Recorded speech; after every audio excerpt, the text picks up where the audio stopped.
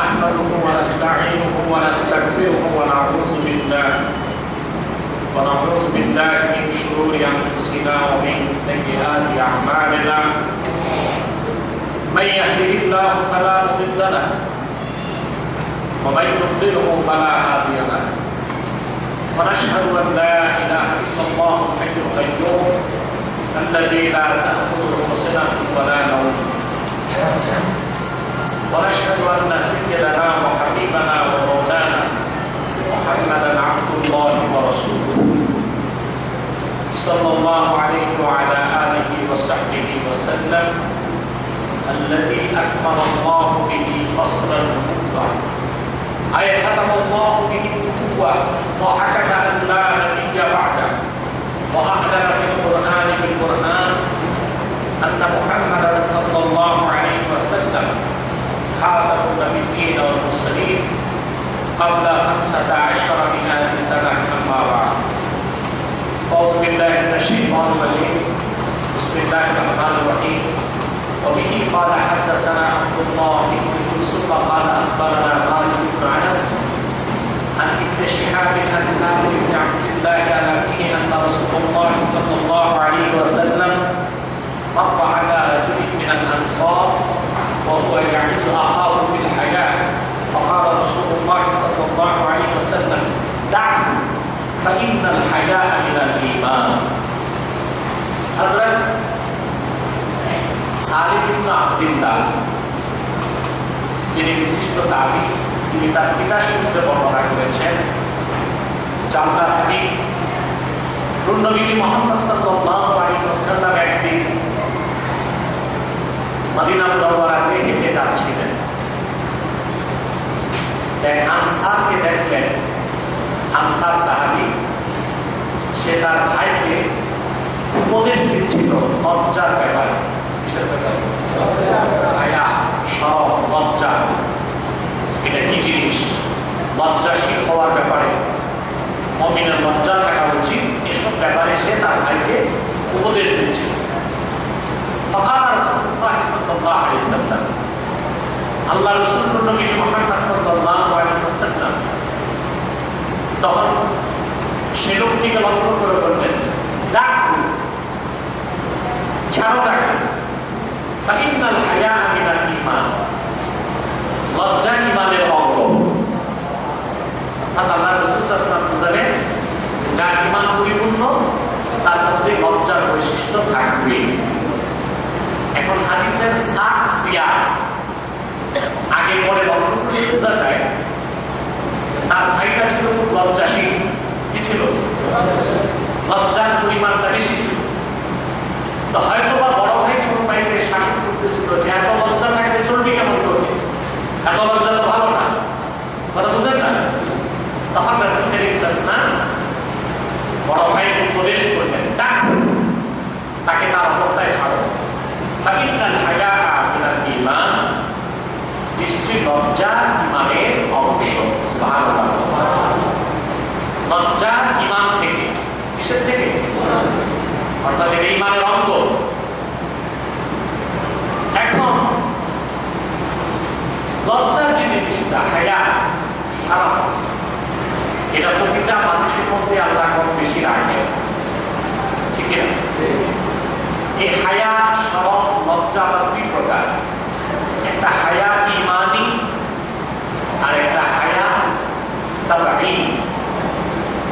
একটি শরম লজ্জার সম্পর্ক ঈমানের সাথে, কিসের সাথে? আরেকটি লজ্জার সম্পর্ক চরিত্রের সাথে, কিসের সাথে? কাফের মুশরিক, মুমিন, কাফের মুশরিক সবার মধ্যে এক প্রকার লজ্জা আছে, ঠিক কিনা? হিন্দু কাফের মুশরিক, হিন্দু খ্রিস্টান তারাও তো পোশাক পরে, কেন পরে? লজ্জার কারণে। কিসের কারণে? এগুলো তো থাকা থেকে সে লজ্জা পায়। এই যে শরমটা, লজ্জাটা, এটা তাবঈ। এটা কি? মানুষ হিসেবে প্রতিটা মানুষের মধ্যে আল্লাহ এই লজ্জার একটি বৈশিষ্ট্য রেখেছেন, কিন্তু মূলত যে লজ্জা ঈমানের অংশ সেটা এই লজ্জা নয়। হায়া ঈমানই হচ্ছে আল্লাহকে লজ্জা পাওয়া। আল্লাহর কোনো হুকুম, কোনো বিধান ছুটে গেলে বান্দার উপর অনুতপ্ত হয়, এটা এক প্রকার লজ্জা, ঠিক কিনা? কি হয়? অনুতপ্ত হয়। এবং আল্লাহ তাআলা আমাকে সৃষ্টি করেছেন, তিনি আমাকে ঈমান দিয়েছেন, তিনি রিজিক দেন, তিনি আমাকে লালন পালন করে, তার হুকুমটা কেমন করে আমি ছাড়লাম? এই যে ভিতরে একটা লজ্জা, এই লজ্জাটা হচ্ছে ঈমানের অঙ্গ। হযরত আদম আলাইহিস সালাম যখন বেহেশত থেকে বহিষ্কৃত হলেন, ফাতালাক্কা আদামু মিন রাব্বিহি কালিমাত, ইয়াতে ব্যাখ্যা ইমাম কাযেম তাফসীর কাযেম লেখেন, লা ইয়ারফাউ রাসাহু ইলা সামাই হায়াতান মিনাল্লাহ। হযরত আদমের দৃষ্টি মাটির দিকে ছিল আকাশ থেকে নামার সময়। আল্লাহর একটা হুকুমকে লঙ্ঘন করে তিনি এত লজ্জা পেলেন আল্লাহকে যে একটি বর্ণনায় এসেছে ৩০০ বছর তিনি আকাশের দিকে চক্ষু তুলে দেয়। কত বছর? হায়াতান মিনাল্লাহ। আচ্ছা, তাদের লজ্জা কাকে পেয়েছে? বলে আল্লাহকে পেয়েছে, ঠিক কিনা? এই লজ্জাটাই ঈমানের অঙ্গ। যে মুমিনের ভিতরে হায়া ঈমানী, হায়া ঈমানী, ঈমানের সাথে সংশ্লিষ্ট লজ্জা বাড়বে, তার গুনার কাজ কমবে। গুনার কাজ কমবে। প্রতিটি গুনার কাজ করার আগে সে আল্লাহকে লজ্জা পাবে। কাকে লজ্জা পাবে? ঠিক কিনা? আল্লাহ তাআলা যেন আমাদের হায়া ঈমানকে বৃদ্ধি করে দেন। وبه قال حدثنا عبد الله بن محمد المسندي قال حدثنا ابو روح الحرمي ابن حرمي بن عمارة قال حدثنا شعبة عن واقد بن محمد قال سمعت علي يحدث عن ابن عمر ان رسول الله صلى الله عليه وسلم قال أمرت ان اقاتل الناس حتى يشهدوا ان لا اله الا الله وان محمدا رسول الله ويقيموا الصلاة ويؤتوا الزكاة فإذا فعلوا ذلك عصموا مني دماءهم وأموالهم إلا بحق الإسلام وحسابهم على الله. حضرت ওয়াকিদ ইবনে মুহাম্মদ তিনি বলেন, আমি শুনেছি আমার পিতার কাছে, তিনি বর্ণনা করেছেন ইবনে ওমর থেকে। কার থেকে? কথা বলেন। আব্দুল্লাহ বিন ওমর রাদিয়াল্লাহু তাআলা থেকে তিনি বলেন, নবী মুহাম্মদ সাল্লাল্লাহু আলাইহি ওয়াসাল্লাম ইরশাদ করেছেন, উমিরতু আন উকাতিলান নাস, আমি আল্লাহর পক্ষ থেকে আদেশ প্রাপ্ত হয়েছি মানুষের সাথে আমার যুদ্ধ চলবে। আল্লাহর পক্ষ থেকে আমি আদেশ প্রাপ্ত হয়েছি, হুকুম প্রাপ্ত হয়েছি যে আমি সশস্ত্র যুদ্ধ করতে থাকবো হাত্তা ইয়াশহাদু আন লা ইলাহা ইল্লাল্লাহ ওয়া আন্না মুহাম্মাদার রাসূলুল্লাহ, যতক্ষণ পর্যন্ত মানব জাতি একথা সাক্ষী না দিবে যে নিশ্চয়ই আল্লাহ ছাড়া অন্য কোনো মাবুদ নাই আর মুহাম্মদ সাল্লাল্লাহু আলাইহি ওয়াসাল্লাম আল্লাহর প্রেরিত রাসূল। ওয়া ইউকিমুস সালাত, আর নামাজকে প্রতিষ্ঠা না করবে, ওয়া ইউতুস যাকাত, যাকাত আদায় না করবে, ফাইদা ফাআলু যালিকা, ঈমান আনার পর এই কাজগুলো যখন তারা করবে, আসামু মিননি দিমাআহুম ওয়া আমওয়ালাহুম ইল্লা বিহাক্কিল ইসলাম, তাহলে তারা তাদের সম্পদের এবং তাদের রক্তের নিরাপত্তা লাভ করবে, তারা তাদের রক্ত সম্পদের সুরক্ষা লাভ করবে আমার থেকে, অর্থাৎ তাদের বিরুদ্ধে তখন আর সশস্ত্র জিহাদ চলবে না। ইল্লা বিহাক্কিল ইসলাম, তবে যদি ইসলামের কোনো হকের কারণে তাদের উপর কেতাল প্রয়োজন হয়, হ্যাঁ, তাদের হত্যা করা প্রয়োজন হয়, যেমন কেসাস, কোন মুসলমান তাকে হত্যা করা যায় না, কিন্তু মুসলমান যদি আরেক মুসলমান হত্যা করে তখন কথা বলেন, মুসলমানকে হত্যা করা কি জায়েজ নাই, কিন্তু মুসলমান যদি আরেক মুসলমানকে হত্যা করে তখন তাকে কি করতে হবে? কতল করতে হবে। এটা হচ্ছে ইসলামের হক। হিসাবুহুম আলাল্লাহ, আর তাদের হিসাব হচ্ছে আল্লাহর কাছে। কার কাছে? আল্লাহর কাছে।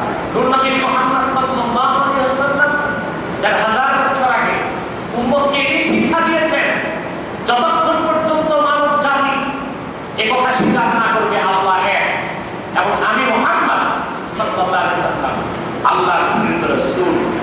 ইমানের এই স্বীকৃতি যতক্ষণ না দিবে, নামাজকে প্রতিষ্ঠা না করবে, যাকাত আদায় না করবে, ততক্ষণ পর্যন্ত তাদের বিরুদ্ধে জিহাদ চলবে, এবং সেটা সশস্ত্র জিহাদ। বলেন সুবহানাল্লাহ। আর যখন তারা কালেমাকে স্বীকার করবে, নামাজকে প্রতিষ্ঠা করবে, যাকাতকে আদায় করবে, তখন আর তাদের বিরুদ্ধে অস্ত্র ধারণ করার কোনো বৈধতা থাকবে না।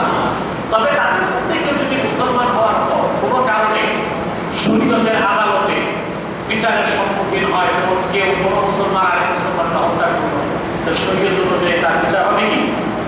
হত্যা। কি বিচার হবে?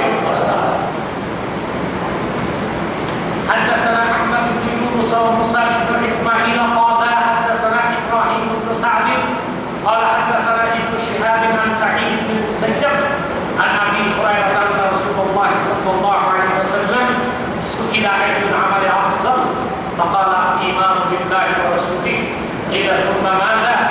قال الجهاد في سبيل الله قيل ثم ماذا؟ قال حج مبرور। حضرت আবু হুরায়রা রাদিয়াল্লাহু তাআলা বলেছেন যে আল্লাহর রাসূল নবী মুহাম্মদ সাল্লাল্লাহু আলাইহি ওয়াসাল্লাম ১০০০ বছর আগে ইরশাদ করেছেন, নবী মুহাম্মদ সাল্লাল্লাহু আলাইহি ওয়াসাল্লামের খেদমতে ১০০০ বছর আগে এক সাহাবী প্রশ্ন করলেন, আইয়ুল আমালি আফসাল, ঈমান আনার পরে ইসলামের মধ্যে সর্বশ্রেষ্ঠ আমল কোনটি? ফাকালা ঈমানু বিল্লাহি ওয়া রাসূলিহি। জিজ্ঞেস করা হলো শ্রেষ্ঠ আমল কোনটি? আল্লাহ রাসূল বললেন সেটা হলো ঈমান। সেটা কি? অর্থাৎ আল্লাহর উপর ঈমান, আমার উপর ঈমান, ঠিক কিনা? আল্লাহ ও তার রাসূলের উপর ঈমান আনা, অর্থাৎ আল্লাহকে বিশ্বাস করতে হবে, মুহাম্মদ সাল্লাল্লাহু আলাইহি ওয়াসাল্লামের উপর ঈমান আনতে হবে। এটা সর্বশ্রেষ্ঠ আমল। তাহলে ঈমানকে আমলের অন্তর্ভুক্ত করা হয়েছে, ঠিক কিনা? আবার অনেক জায়গায় ঈমান পরিপূর্ণতার জন্য আমলকে শর্ত হিসেবে আরোপ করা হয়েছে, ঠিক কিনা? তুম্মা মাজা, আবার প্রশ্ন করা হলো, হুজুর তারপরে শ্রেষ্ঠ আমল কোনটি? আল্লাহ হাবিব বললেন, আল জিহাদু ফি সাবিলিল্লাহ, আল্লাহর পথে জিহাদ। সুবহানাল্লাহ। আল্লাহর পথে এখন জিহাদ অর্থ কি? জাহাদা ইউজাহিদু মুজাহাদা, এটা শাব্দিক অর্থ হচ্ছে প্রচেষ্টা। অর্থ কি? প্রচেষ্টা। আর পারিভাষিক অর্থ হচ্ছে আল্লাহর দ্বীনের পক্ষে যে কোনো প্রচেষ্টা, মৌখিক হোক, আর্থিক হোক, দৈহিক হোক, সেটাই জিহাদ। সেটাই কি? সেটাই কি?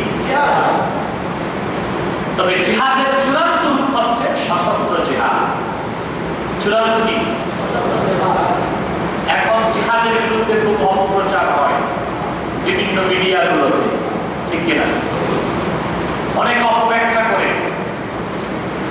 যদি কেউ বলে ইসলামের সশস্ত্র জিহাদ নাই, সে কাফের হয়ে যাবে। কি হয়ে যাবে?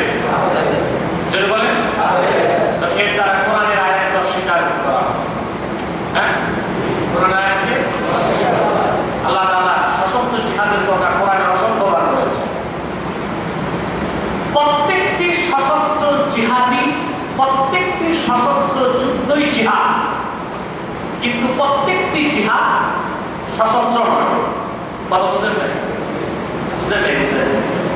প্রত্যেকটি সশস্ত্র নয় কি জিহাদ, কিন্তু প্রত্যেকটি জিহাদ সশস্ত্র নয়। এই সশস্ত্র জিহাদকে বলা হয় কেতাল। কি বলা হয়? আল্লাহ কেতালের কথা এক জায়গায় জায়গায় জায়গায় বলেছেন। সুবহানাল্লাহ বলেন। সুবহানাল্লাহ। আর সশস্ত্র জিহাদের আগেও, সশস্ত্র লড়াইয়ের আগে দ্বীনের পক্ষে প্রতিটি প্রচেষ্টাই জিহাদ করে করতে হবে। আপনি যদি ওয়াজ নসিহত করেন আল্লাহ দ্বীনের পক্ষে, এটাও জিহাদ। মাদ্রাসায় পড়ানো, এটাও জিহাদ। আল্লাহ দ্বীনের পক্ষে মিছিল করা, মিটিং করা, আন্দোলন করা, সংগ্রাম করে সব করা কি? এটা চূড়ান্ত রূপ কি? সশস্ত্র। তখন সেটার নাম হয়ে যায় কি? কেতাল। কি নাম করে? কেতাল। একটা জিহাদ আর একটা কেতাল। কেতালের ভিতরে জিহাদ আছে, প্রতিটি কেতালই জিহাদ, কিন্তু প্রতিটি জিহাদ কেতাল নাও হতে পারে। সেজন্য জিহাদের ক্ষেত্রে ব্যাখ্যা চলতে পারে যে প্রচেষ্টা, আন্দোলন, সংগ্রাম, কিন্তু যখন জিহাদটা সশস্ত্র জিহাদ আসবে তখন সেখানে অপব্যাখ্যার কোনো সুযোগ নাই। আমরা সশস্ত্র জিহাদকে মনে প্রাণে বিশ্বাস করি, ঠিক না? এবং এই সশস্ত্র জিহাদ ইসলাম যেটা দিয়েছে এটাকে সন্ত্রাস করবে, ইমান নষ্ট হয়ে যাবে। আল্লাহ দ্বীনের পক্ষে যে সশস্ত্র জিহাদ এটা একটা ইবাদত। এটা কি জোরে বলেন? কেমন ইবাদত? শ্রেষ্ঠ ইবাদতের একটি ইবাদত, ঠিক কি না? দেখুন, অনেকেই সশস্ত্র জিহাদ বা জিহাদের অপব্যাখ্যা করে ওই বাংলাদেশ ইসলামিক ফাউন্ডেশনে মহাপরিচালকদের একটা বাংলার হাতে দায়িত্ব দেওয়া হয়েছে। গল্প করেছিলেন না, রুটি বন্টনের জন্য 2 কিলো ঝগড়া করছে, বন্টনের দায়িত্ব দিয়েছে কারে? বানর। কাকে দিয়েছে? বানর সমান করার জন্য একটু খায়, একটু বেশি খায় তো কমে যায় এক টুকরা, তবে দলটা আরেকটু খায় আর সমান ওটা আরেকটু খায়। এরপর বলে যে এটা তো বেশি ছোট হয়ে গেছে, ততটা আরেকটু খেয়ে কমাই। এই করতে করতে ঠিক আছে, বানর হয়েছে।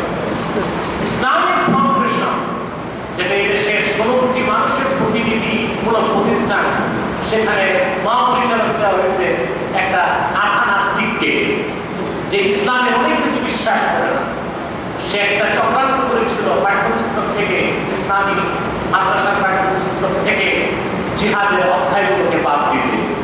এইরকম একটা মুরতাদ, একটা নাস্তিক, একটা বেবাদকারী কাফেরকে এরকম প্রতিষ্ঠানের দায়িত্ব দেওয়ার মানে হচ্ছে এদেশের মানুষের ঈমান আকীদা নিয়ে ছিনিমিনি খেলার একটা চক্রান্ত, ঠিক কিনা? সশস্ত্র জিহাদ যা স্বীকার করবে সে মুসলমান থাকবে না, সে কাফের হয়ে যাবে। মনে রাখবেন, এই সশস্ত্র জিহাদ আল্লাহ পুরুষের জন্য ফরজ করছে। মুসলমানদের পুরুষ যারা, কারা? পুরুষ। মাঝে মধ্যে সশস্ত্র জিহাদটা মহিলাদের উপরও ফরজ হয়ে যায়। সশস্ত্র জিহাদ যে কিরকম বাস্তব তার প্রমাণ আর কত দেখবেন, বারবার দিকে তাকান। মুসলমানের অস্তিত্ব টিকাবার জন্য আল্লাহ তাকে 1000 বছর আগে কেতাব শিক্ষা দিয়েছেন, সশস্ত্র জিহাদ। এটা তার আল্লাহ দ্বীনের উপর প্রতিষ্ঠিত থাকার জন্য এবং তাদের মুসলমানদের নিজস্ব নিরাপত্তার জন্য সশস্ত্র জিহাদের কোনো বিকল্প নাই। আছে? বারবার দিকে তাকান। আরাকানে মুসলমানদেরকে হত্যা করা হলো, আগুনে জ্বালা হলো, জীবন্ত মানুষগুলোকে সমুদ্রে ডুবিয়ে মারা হলো। কোথায় আজকে তাদের পক্ষে তো কেউ নাই। পশ্চিমা বিশ্ব, জাতিসংঘ 2-1টা ডায়লগ ছেড়ে শেষ। অন্য কোনো মুসলিম রাষ্ট্র তাদের সহযোগিতায় গেল না। তো বলেন, তাদের অস্তিত্ব টিকাবার জন্য এখন একমাত্র পথ কোনটা খোলা আছে? হাতে অস্ত্র নেওয়া, ঠিক কিনা? এই কিন্তু জিহাদ। আল্লাহ মাফ করুন, একটা বাস্তব উদাহরণ দিচ্ছি। আমাদের স্বাধীন বাংলাদেশ, এই দেশের স্বাধীনতা নষ্ট হোক, এটা কোনো মুসলমান চায়? কথা বলেন। এদেশের স্বাধীনতা, সার্বভৌমত্ব নষ্ট হোক, এটা কোনো মুসলমান চায় না, ঠিক কিনা? একদল চায় এদেশের স্বাধীনতা নষ্ট হোক। যারা হিন্দু ওরা চায় বাংলাদেশটা ভারতের অন্তরাজ্য হোক, ঠিক কিনা? মুসলমান নামধারী আবার অনেকে আছে, হিন্দুদের খালাতো ভাই, তারাও চায় বাংলাদেশটা ভারতের একটা অংশ, ঠিক কিনা? এরাও তো এক প্রকার রাজাকারী, নাকি? যারা 71 সালে চেয়েছে বাংলাদেশ পাকিস্তানের অংশ থাকে, তারাও রাজাকার। আর যারা এখন চায় বাংলাদেশ ভারতের অংশ হোক, তারাও আরেক প্রকার রাজাকার, ঠিক কিনা? মনে করুন বাংলাদেশের স্বাধীনতা, সার্বভৌমত্ব নষ্ট হলো, আমাদের চরম শত্রু ভারত এদেশে হামলা করল, এদেশের সেনাবাহিনী কি করবে? কথা বলেন। আমি ইংলিশ বলতেছি, বুঝলেন না? সেনাবাহিনী কি করবে? সেনাবাহিনীর সংখ্যা খুব কম, এদের পক্ষে বেশি সময় যুদ্ধ করা সম্ভব হবে না। তবে দেশে ইমানদার মুসলমান কি করবে? অস্ত্র হাতে ঝাঁপায় পড়বে, ঠিক কিনা? সেনাবাহিনী যুদ্ধ করবে, তাদের উদ্দেশ্য থাকবে দেশ রক্ষা, আর ইমানদার অস্ত্র হাতে নিয়ে শত্রুদেরকে নিধন করবে, তাদের উদ্দেশ্য থাকবে এদেশের মুসলমানের ইমান রক্ষা। সেনাবাহিনীরটা হয়ে যাবে যুদ্ধ, ইমানদারেরটা হয়ে যাবে জিহাদ। এটা সম্পর্ক ভাষার সাথে, সম্পর্ক নিয়তের সাথে, ঠিক কিনা বলে? অতএব সশস্ত্র জিহাদকে অস্বীকারের কোনো উপায় নাই। মহিলাদের উপর মসজিদে, মহিলাদের উপর নামাজ ফরজ, কিন্তু মসজিদে যাওয়া নিষেধ, নিষেধ না? অথচ জিহাদ এমন একটি ইবাদত, সময় এবং অবস্থার প্রেক্ষাপটে মহিলাদের উপর অস্ত্র হাতে বের হওয়া ইসলাম ফরজ করে দিয়েছে। সেটা কখন? ইসলামী আইন শাস্ত্র প্রসিদ্ধ ফিকহ কিতাব হেদায়াত মধ্যে এসেছে, ওয়া ইন হাজামাল আদু আলা বালদাহিন তাখরুজুল বারকাতু বিগাইরি ইযনি যাওজিহা ওয়াল আমাতু বিগাইরি ইযনি মাওলা। হেদায়াত চতুর্থ খণ্ডে যতটুকু পড়ে আমার 535 পৃষ্ঠা বা 570 পৃষ্ঠায় এই ইবাদত আছে। যদি কোন মুসলিম ভূখণ্ডে কোন কাফির মুশরিক সৈন্য প্রবেশ করে, সে দেশে শুধু পুরুষ নয়, পর্দানসী অবলা সরলা মা বোনদের উপর ফরজ হচ্ছে স্বামীর অনুমতি ছাড়া অস্ত্র হাতে জিহাদের ময়দানে ঝাঁপিয়ে পড়বে। পাগড়ি যারা, তাদের উপর ফরজ হচ্ছে মালিকের অনুমতি ছাড়া অস্ত্র হাতে জিহাদে ঝাঁপিয়ে পড়বে। সেই জিহাদ শ্রেষ্ঠ ইবাদত, ঠিক কিনা? তারপর প্রশ্ন করা হয়েছে তুমা মাজা, ইয়া রাসূলুল্লাহ সাল্লাল্লাহু আলাইহি ওয়াসাল্লাম, এরপর শ্রেষ্ঠ ইবাদত কোনটা? আল্লাহ হাবিব বলেছেন হাজ্জুম মাবরুর, মকবুল হজ। সুবহানাল্লাহ। এখন মকবুল হজ, হজ যে কবুল হয়েছে তার আলামত কি? এটা আপনার বুখারীতে বর্ণিত নাই দেখেন, যার হজ কবুল হয়ে গেল তার চরিত্রে পরিবর্তন আসে। অর্থাৎ হজ করার আগে সে যেমন গুনার কাজ করত, হজ কবুল হয়ে গেলে গুনার কাজ তার থেকে আস্তে আস্তে সরে যাবে, গুনার প্রতি তার ঘৃণা আসবে, নেক কাজের প্রতি তার উৎসাহ বেড়ে যাবে। এটা হচ্ছে হজ কবুলের আলামত। আল্লাহ যেন এই তিনটি হাদিস আমল করার, মনে রাখার তৌফিক দান করেন। أعوذ بالله من الشيطان الرجيم بسم الله الرحمن الرحيم لقد جاءكم رسول من أنفسكم عزيز عليه ما عنتم حريص عليكم بالمؤمنين رؤوف رحيم فإن تولوا فقل حسبي الله لا إله إلا هو لا إله إلا هو عليه توكلت وهو رب العرش العظيم ما كان محمد أبا أحد من رجالكم ولكن رسول الله وخاتم النبيين وكان الله بكل شيء عليما يا أيها الذين آمنوا صلوا عليه